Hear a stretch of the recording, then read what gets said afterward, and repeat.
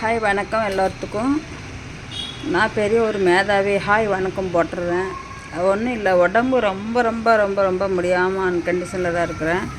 அது ஒவ்வொரு டைமும் நான் சொல்லிக்கிட்டு இருக்கிற இது வெளியே சொல்கிறதுனால எனக்கு எந்த பயனும் இல்லை, எந்த பிரயோசனமும் இல்லை. கரெக்டாக எனக்கு தெரியும். ஆனாலும் என்னுடைய வலி தாங்க வேண்டாமல் நான் வெளியே சொல்ல வேண்டியது வருது. இந்த வீடியோ லைவெலாம் பார்த்திங்களா, போட்டேன் பாட்டில் தூங்கிடுறேன். நான் ஒன்றுமே பண்ண முடியறதில்ல, உட்காந்து பேச முடியல. ஏன்னா மெடிசன் தீந்துருச்சு, சைக்காலஜி டேப்லெட் போட்டுக்கிட்டுருக்குன்னா அது தீந்துருச்சு. அதனால் ரொம்ப முடியல.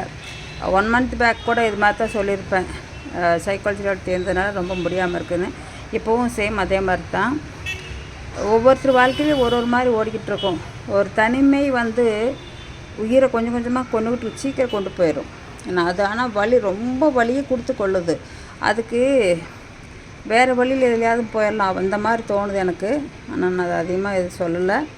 எல்லோரும் நல்லா சந்தோஷமாக இருந்து வாழ்க்கையை என்ஜாய் பண்ணுங்கள், நான் அதுதான் சொல்ல முடியும். இப்போ பெரிய இது சொல்லிட்டு இருக்கான்னு சில பேர் சொல்லுவாங்க, எனக்கு தெரியும். ஏன்னா எத்தனையோ இதில் நம்ம கடந்து வந்திருக்கிறோம், பார்த்துருக்குறோம். எனக்கு தெரிஞ்சுதான் நான் இங்கே பதிவு பண்ணுறேன், அவ்வளோதான், வேறு எதுவும் இல்லை. ரொம்ப முடியாத அன்கண்டிஷன் ஓடிட்டுருக்குது, அது ஒன்று மட்டும்தான் என்னால் சொல்ல முடியும்.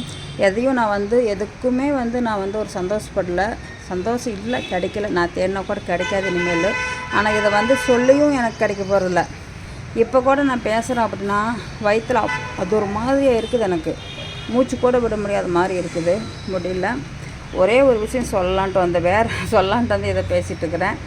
வாழ்க்கையில் ஒரு மனுஷன் பிறந்து கொஞ்சம் ஓரளவுக்கு வளர்ந்து மெச்சூரிட்டி ஆகி இல்லை படிக்கிறாங்க, அதுக்கப்புறம் ஒரு நிலையான ஒரு லைஃபுக்கு வந்துடுறாங்கன்னு வச்சுக்கோங்களேன். வர்ற மூமெண்ட் பண்ணுறாங்க. அந்த டயத்தில் அவங்க நினைக்கலாம், இந்த லைஃப் நம்மளுக்கு பர்மனெண்ட்டாக இருக்கும், நம்ம கண்டிப்பாக இருப்போம் அப்படின்ட்டு. சத்தியமாக கிடையாது. இது நமக்கு சொந்தமான வாழ்க்கை. இது ஸ்ட்ராங்கான இது, நம்ம இப்படித்தான் இருப்போம் இனிமேல் அப்படிங்கிற நினைக்கலாம். சில பேர் நினச்சிட்டு தான் வாழ்ந்துட்டுருக்காங்க. சத்தியமாக கிடையவே கிடையாது.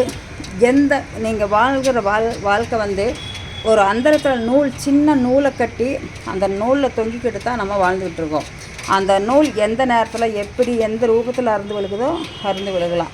அறுந்து விழுந்துட்டு அடுத்த செகண்ட் நமக்கு அந்த வாழ்க்கை இல்லை. அதை விட்டு விலகி வேறு இதில் போயிடுறாரு, கடவுள் கொண்டு போயிடுறாரு.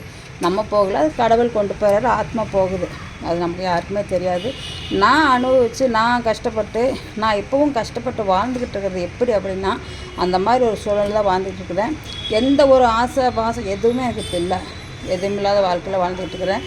ஆனால் நல்லது நடக்கும் எப்படின்னு கண்டிப்பாக நினச்சிக்கிட்டே வாழுங்க. நன்றி, வணக்கம்.